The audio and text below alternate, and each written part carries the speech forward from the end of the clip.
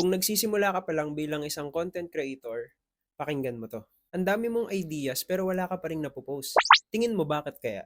Hi, I'm Julius and welcome sa day 2 ng 90 days challenge ko from 0 to 100k followers in just 90 days. Kung gusto mo makita kung paano ko siya gagawin, follow mo lang ako. Let's go! Nung una, iniisip ko, dapat perfect muna yung setup ko. Dapat maayos yung boses ko. Dapat walang masasabing negative yung mga makakanood sa akin. Pero habang iniisip ko lahat ng dapat, napansin ko, wala pa rin akong ginagawa. Na-stuck na ako. Heis. Ito yung mga realization ko. Una, mas okay nang mag-start kahit hindi perfect.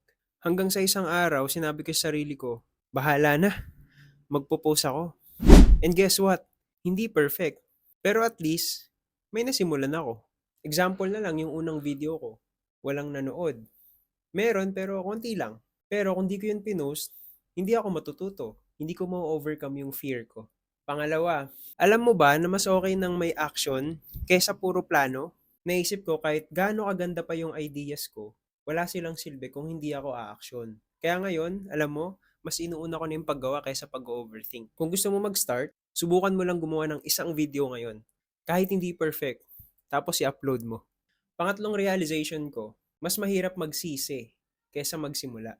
Alam mo ba kung anong mas masakit kaysa sa pangit na unang video mo? Yung marirealize mo na isang taon mula ngayon, wala ka pang kahit isang video na nagawa.